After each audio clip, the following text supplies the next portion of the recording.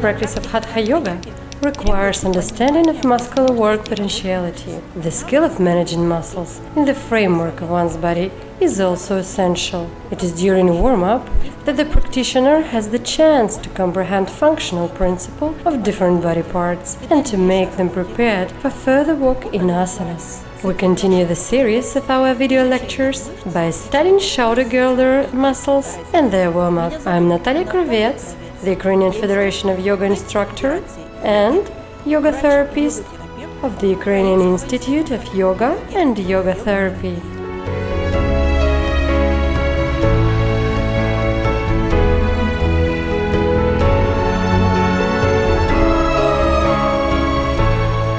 The arm is the most active and flexible part of our body. This mobility is ensured by coordinated work of shoulder muscles in the arm proper. The most vulnerable part to injure is the shoulder joint, and rather often injuries result from unbalanced load that occurs in the course of physical practices, hatha-yoga included. In our today's video lecture, we shall focus on warming up shoulder girdle, in particular shoulder blades.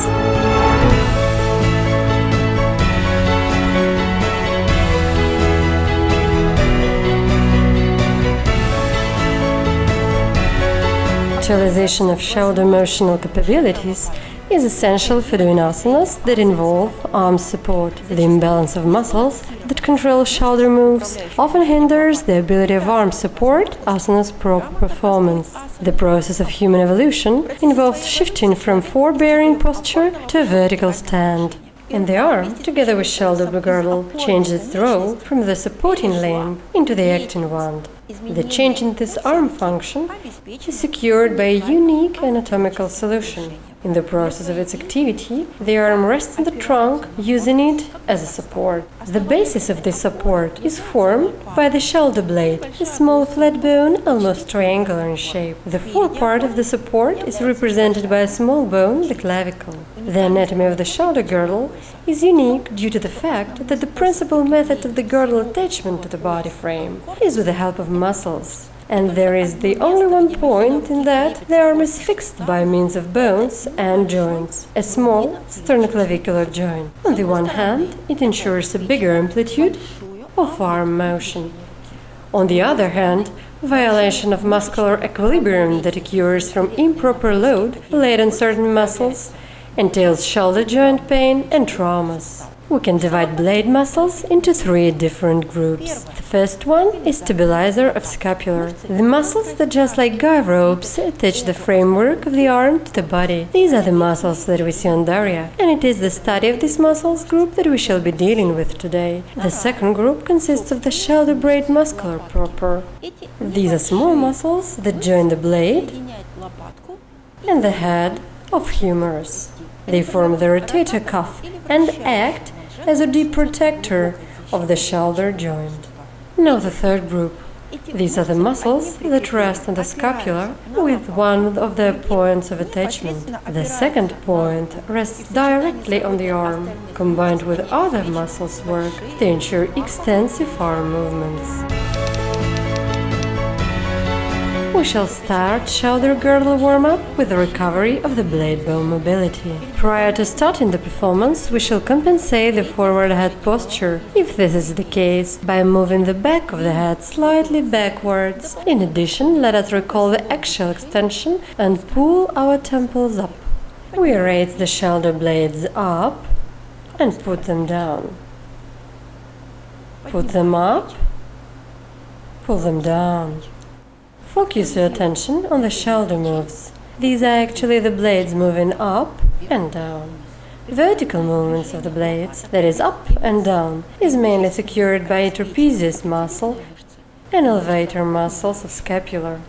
The elevator muscles of scapular finds itself under the trapezius muscle.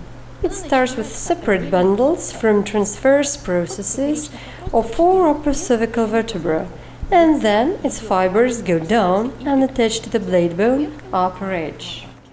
The act performed by the muscle can be guessed by its name, the elevator muscle of scapula. But what it actually elevates is the inner upper edge of the blade. When contracting, the blade moves like a pendulum. Contraction, that includes this muscle as well, ensures shoulder rising. But if we lower down the shoulder without relaxing this muscle, we shall have the head tilted. Hence, for its warm-up, we shall use the move of the neck. This muscle may be shortened in posture that involves habitually raised shoulders. If the scapula is fixed in lower position by other muscles, this muscle bends the head towards the shoulder. That is why let us make the move more complex. Take turns in raising one shoulder to the ear, taking the shoulder down and turning the head the other way around. Fixing the blade bone in its down position. Blade up, blade down, head turned in the opposite direction. In this case, the upper point of muscular attachment shall move apart. Focus your attention on the blade bone position. This is another move designed mainly for the scapular elevator that facilitates actualization of the blade movement.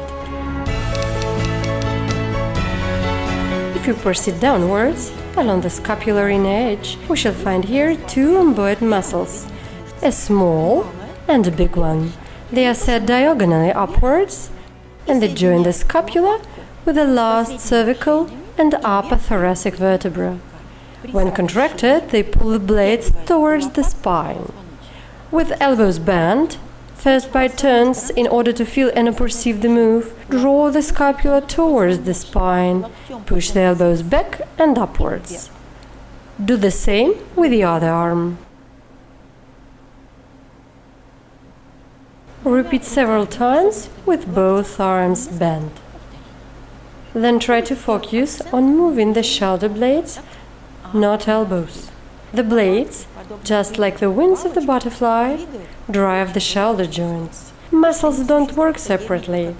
When we contract rhomboid muscles, the scapula moves closer to the spine. At the same time, the muscle that fixes the other edge of the scapula extends.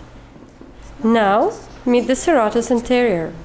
Logic suggests that when contracting it, moves the blade bone away from the spinal column, bringing it to the anteposition. In doing so, it moves the arm support, that is the scapula, forward and increases the amplitude of the arm movements. The serratus anterior, with its separate bundles, starts on the ribs from the 1st to the 9th. It is attached to the blade inner edge. Together with rhomboid muscles, it forms a muscular loop that envelopes the blade bone and moves it around the trunk or presses the immobilized blade to the body. Alternative contraction of the serratus anterior and rhomboid muscles moves the scapula around the body as if on rails. Let us start from a simpler move so that we could feel and perceive the blade bone moving. In fact, we learn to control it. Step 1. Arms are bent, shoulders blades are set close to each other. Step 2. Twine your arms around the body so that the hand covers the opposite shoulder joint. The blade bone has moved forward. Once again, set the blades together, behind, set the shoulders together. Let us make it more complicated. Put out straight arms in front of you and try to move your shoulder blades only. Towards each other, anterior. Towards each other, and anterior. The next move is done in turn. One blade goes forth, the other goes back. The elbow of the rear arm is bent, while the forearm is straight. Feel the position of the blade moving in opposite directions. One takes the anterior position, the second goes backwards. Take your arms down and stabilize the blade bones. This is how the blade bones should work while walking. Human evolution into upright posture was marked by mastering work on two legs. Still, arms movement has reflectively retained its consistency with legs. The process of walking involves rotation of the shoulder girdle and the pelvic girdle in different directions. As a result, when a leg goes forward, the opposite arm should move forth as well. The basis of this move is secured by anterior move of the blade bone. At the same time, the other arm moves backwards, leaning on the shoulder blade. Alternative coordinated moves of the pelvis and shoulder blades secure correct setting of the entire muscular system while walking. This aspect is also essential for correct performance of asanas that twist the spine. The next move is side arms lift with elbows bent. With the elbows bent, bring the wrist to the clavicle. The first part of the move is lifting the arm into horizontal position. While doing this, lean on the fixed steel blade. The next step, do the pendulum-like moves with your blade bone, bringing the elbow even higher. This act is done due to shortening of serratus anterior and extension of the elevator muscle of scapula. When the arm goes down, the serratus anterior elongates and the elevator muscle of scapula is contracted. The blade bone goes back to the trunk. Now we learn to move the blade, combining stabilization of the blade and its moving. One more time. Stabilized position, release. Kinetic position, pin the arm to the stabilized blade bone. To this end, let us try to fix the shoulder blades and move the rib cage relative to the blades. Get down on the knees. Repeat the move, shifting the blades back and forth.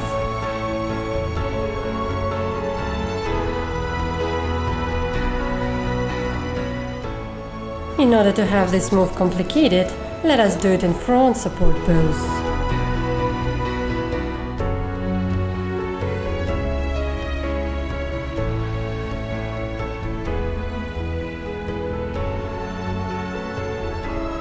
In fact, we do the dynamic version of the support since the move of the blades make the asana more complicated. In the course of static variant, we stabilize the scapula, that is, retain slight tone of all muscles that stabilize the blade bone. All asanas that involve arm support should be performed with stabilized shoulder blades. Stabilization of the blade bone comes as the arm support asana safety code.